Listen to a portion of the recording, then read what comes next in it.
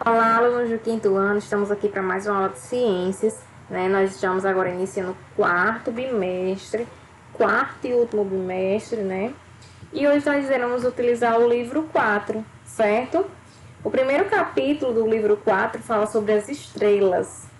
Vocês vão abrir, né, na página 118. É a última unidade que nós vamos estudar, né, desse ano, que fala sobre as mudanças que podem ser vistas no céu. Ok? Então vamos lá para o capítulo 1, As Estrelas, página 118. Quando vocês abrirem, né, o livro na página 118, vocês vão achar essa imagem aqui, né? Desse menino observando esse maravilhoso e lindo céu aí, né? Algo espetacular. Aí diz assim, as estrelas. Você já ouviu falar de constelação? Nesse capítulo você vai conhecer algumas características das estrelas e vai aprender a identificar algumas constelações e o período do ano em que elas estão visíveis no céu. Na conversa vai, diz assim, observe a imagem da abertura. Você tem o costume de olhar para o céu à noite? Já utilizou algum instrumento como o da imagem para observá-lo? Você sabe quais corpos celestes são os mais facilmente identificados no céu durante a noite? Então, né, tá perguntando se por algum motivo, né, ou costume, você tem costume de observar o céu, né? O quanto é lindo, o quanto tem milhares de coisas lá. Conversa vem. As estrelas parecem pequenos pontos que brilham no céu noturno. Mas como elas são realmente? Do que elas são formadas? Registre suas respostas a seguir. Então você pode colocar sua hipótese, né? Ou você pode pesquisar, ok? Como elas são formadas.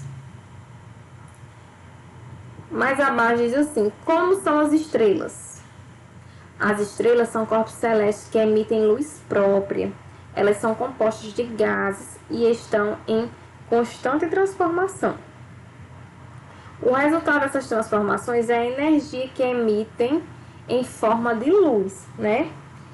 Segundo a astronomia, a estrela é um corpo celeste que é produtor e emissor de energia, com luz própria e cujo deslocamento é quase imperceptível observando da Terra, né? Então a gente nem consegue perceber esse deslocamento dessas estrelas aqui da Terra. E é um corpo celeste, certo? Que possui luz própria, diferente da Terra, por exemplo, e da Lua, né? Que é o satélite natural da Terra, que não possui luz própria. O Sol é a estrela central do sistema solar. É dessa estrela que a Terra recebe luz e calor que permitiram o surgimento da vida e a manutenção desta no planeta Terra. Desta no nosso planeta. Ao observarmos outras estrelas do céu, temos a impressão de que elas não são tão grandes nem tão brilhantes quanto o Sol. Porém, há estrelas que podem ser maiores que ele. Isso acontece porque quanto mais longe da Terra uma estrela estiver, menor e menos brilhante ela aparecerá aos nossos olhos. Gente, então, o Sol é a maior estrela do sistema solar. Porém, não é a maior do universo. Existem várias outras que é bem maior que o Sol. Os astrônomos, cientistas que estudam os astros do céu, notaram que as estrelas podem ter cores diferentes e classificaram-nas de acordo com a temperatura média e o calor que elas apresentam. Assim, as estrelas menos quentes têm cerca de 3.000 graus Celsius e são avermelhadas, né? Por exemplo, essa daqui, ó. Betelgeuse. As estrelas de temperatura intermediária são brancas ou amareladas, como o Sol, certo? Essa daqui, por exemplo, né? Antares, o Sol, certo? Aldebaran. Já as estrelas mais quentes podem passar dos 50 mil graus e são branco-azuladas, né? Essa daqui, por exemplo, Rigel, né? Que eu acredito que seja Rigel. Essas outras aqui, certo? Então, vocês conseguem identificar de acordo com o que os astrônomos dizem, né? Eles diferenciam essas estrelas pelas cores para saber quem são as mais quentes e menos quentes. As menos quentes, né? Em torno de 3 mil graus e vai até 50 mil graus. Talvez até mais, certo? Isso aqui é só uma estimativa. Virando a página para a página 120, gente, vocês vão encontrar um vídeo no RA, certo? Não deixe de assistir esse vídeo que fala sobre o asterismo na cultura indígena brasileira. É bem interessante. Aprenda alguns dos asterismos utilizados pelos povos indígenas brasileiros, seguindo as instruções de um grande cacique, ok? Então, página 121 RA, não deixe de assistir. Constelações e asterismos. Há milhares de anos, os povos antigos usaram o céu e as estrelas como referência para a contagem do tempo. Eles observaram alguns grupos de estrelas que apareciam no céu em diferentes épocas do ano, marcando as estações do ano, e assim sabiam a melhor época para plantar e colher alimentos, bem como o período de rituais religiosos. Então, eles perceberam que no céu nem sempre tinham as mesmas estrelas, certo? E que elas mudavam ao longo das estações do ano. Por exemplo, o triângulo de inverno, né? Sirius, Procyon e Betelgeuse marcam o início dessa estação no hemisfério sul, onde nós moramos, né? Nós moramos no hemisfério sul. Quando ligadas entre si, algumas estrelas parecem formar figuras no céu, como o triângulo de inverno ou as Três Marias. Essas figuras dão-se o nome de asterismos. Gente, então todas as figuras, certo, que é formada no céu, recebe o nome de asterismo. Por exemplo, aqui essa cruz aqui, ó, que a gente tá vendo, certo? E todos os outros, as Três Marias. Baseando-se nos asterismos criados pelos gregos antigos, os cientistas delimitaram o céu em áreas. Ó, que legal! O céu é como se tivesse, como aqui na Terra, né? Aqui na Terra, todo o planeta é dividido em áreas, em regiões, né? Todo o mapeamento, existe um mapeamento geral do planeta aqui, certo? E na parte terrestre tudo é mapeado, do mesmo jeito é no céu. Ou seja, separaram o céu em regiões denominadas constelações. É como se cada partezinha quadradinho lá do mapeamento deles, né? Tudo que tiver dentro daquele espaço é chamado de constelação, certo? Constelações. Uma constelação é uma área do céu que contém corpos celestes, como as estrelas, asteroides e planetas, certo? Tudo que tem lá no espaço. O nome de uma constelação vem da figura imaginária por ela formada, ou seja, o asterismo. No entanto, na linguagem não científica comum, muitas vezes usa-se a palavra constelação no lugar de asterismos, certo? A divisão do céu em regiões ou constelações foi feita para facilitar e sistematizar o estudo dos corpos celestes pelos astrônomos.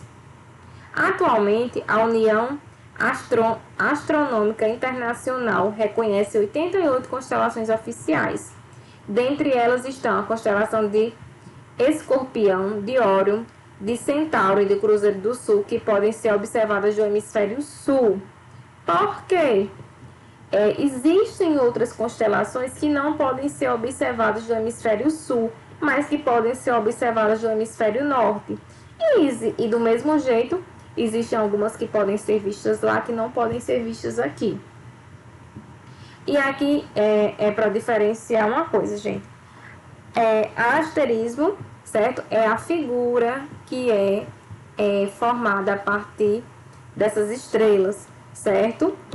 E constelação é a parte do mapa, certo? Da região que forma essa constelação, que pode ter várias coisas dentro desse espaço, certo? Vocês estão vendo os traços aqui? É como se fosse delimitado essa região, certo? Que é chamada de constelação.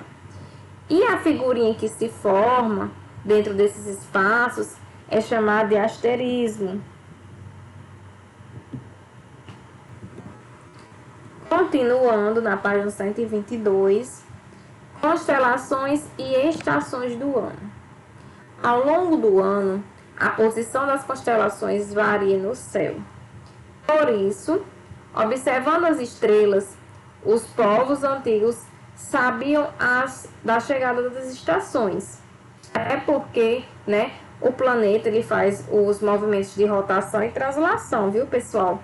Então, de translação, por exemplo, o movimento que a Terra faz em torno do Sol, que leva, né, 365 dias. Então, durante todo esse percurso, isso pode ser mudado, certo? A questão de como a gente vai visualizar essas constelações no céu. No hemisfério sul, a constelação de Escorpião marca o céu no início do inverno. E a constelação de Órion no início do verão. Já na primavera, é a constelação de Pégaso, que pode ser visto no céu. E durante o outono, a constelação de Leão. Então, olha que interessante, certo? Esse quadradinho todinho aqui, eu já ensinei para vocês, que é como se fosse a região, né, delimitada no céu, e é chamada de constelação. Já essa figurinha aqui, né, que formou o desenho, é chamada de asterismo. E aqui a gente tá vendo a de Escorpião, certo? A de Órion, a de Pégaso e a de Leão. Continuando, pessoal. Eu ainda estou na página 122, certo? Mapas ou cartas celestes. Os mapas celestes, também chamados de cartas celestes, são mapas que apresentam a posição das estrelas e das constelações no céu. Eles foram muito importantes na época das grandes navegações, pois ajudaram navegadores e exploradores a se localizarem nos mapas e nos continentes, já que naquela época não existiam equipamentos modernos de localização, né? Como, por exemplo, nós temos hoje o GPS. Todo mundo viaja para qualquer lugar do mundo hoje, né? Coloca a localização lá no GPS e vai só seguindo as coordenadas.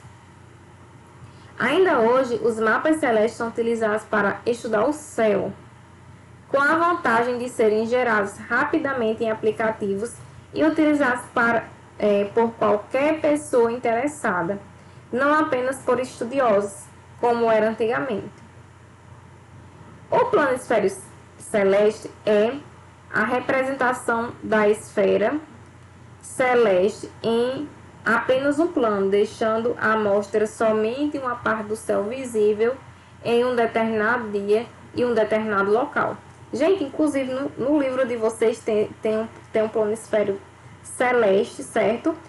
O que representa o hemisfério norte, o que dá para ver lá do hemisfério norte, e o que é possível ver aqui do hemisfério sul, porque a gente vai ver planisférios celestes diferentes de acordo com o hemisfério que nós estamos. E como nós estamos no hemisfério sul, daqui do hemisfério sul só é possível ver essas constelações aqui, certo?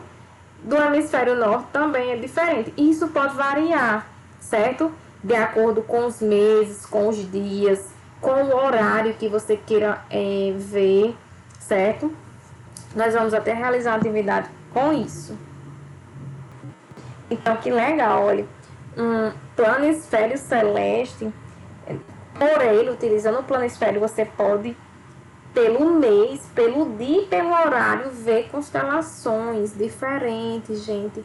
Olha que legal, muito show isso. Existem aplicativos, eu ainda vou pesquisar para ver se eu encontro, certo? E digo para vocês, para quem tem interesse. E esse vídeo foi referente sobre a explicação do conteúdo, ok? Eu vou fazer agora um próximo vídeo explicando a atividade.